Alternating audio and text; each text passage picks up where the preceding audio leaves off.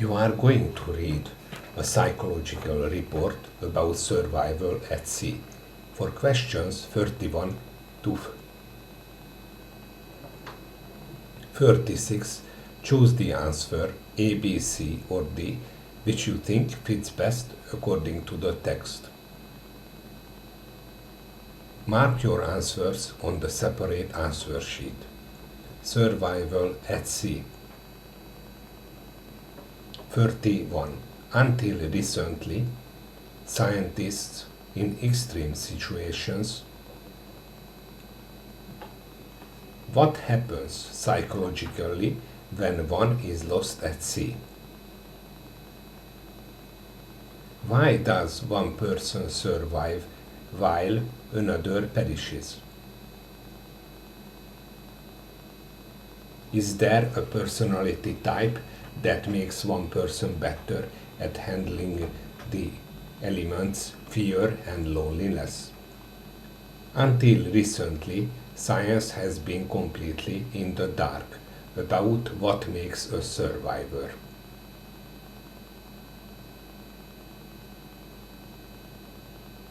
Now, experts are intensifying their search to demystify the psychology of survival, analyzing personality traits among people who triumph over life-threatening crises and those who succumb. In a life-threatening situation, the brain immediately triggers a state of shock, sending alarms through the body. Your emergency response system shifts into gear. Blood pressure rises, muscles tense, adrenaline pumps.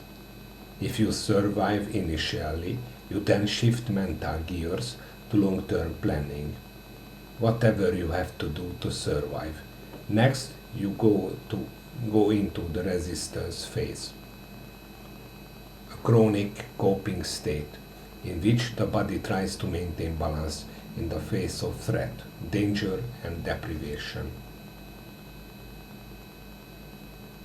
Later, one of the two things happens. You enter an exhaustion phase in which the coping mechanisms are overwhelmed. You lose strength and die.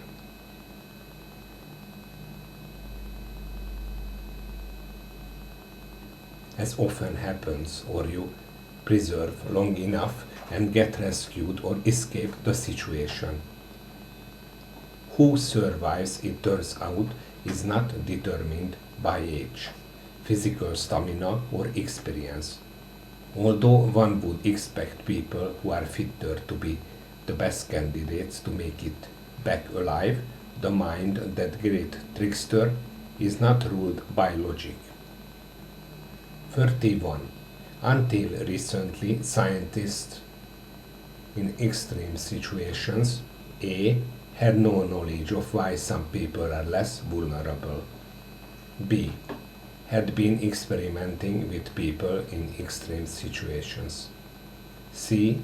believed that the personality of a survivor was defined by fear. D. had not been interested in what makes a survivor. The right answer is A. had no knowledge of why some people are less vulnerable. Until recently, science has been completely in the dark about what makes a survivor. 32. According to the writer,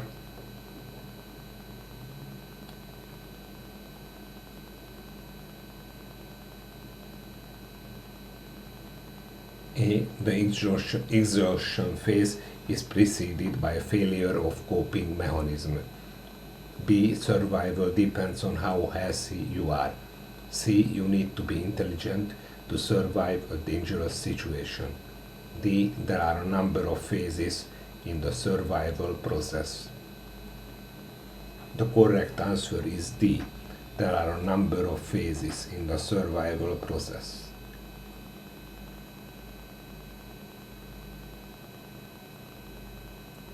33. Why is it surprising that Janet Culver survived. Last summer, for example, a sailboat sank. It was being steered by Nicholas Abbott, who often transported pleasure boats from the Caribbean to New York. With him was his friend Janet Culver, a reserved woman, not a risk taker, making her first long distance cruise. If you worked for an insurance agency, you would bet Abbott would be the one to return alive. Yet, he is the one who died. After 10 days adrift in a tiny dinghy, battling 16-foot waves and thunder showers, Abbott, hungry, thirsty, and delirious, said he was going to swim home. Jumped overboard and drowned. Culver, covered with some blisters and too weak to sit, would not give up. Each day I stay alive was another chance to be rescued, she told me. Something deep inside told me to hang on one more day. While Abbott let his depression get the better of him, Culver evaluated her situation in small, manageable increments. She kept her mind open.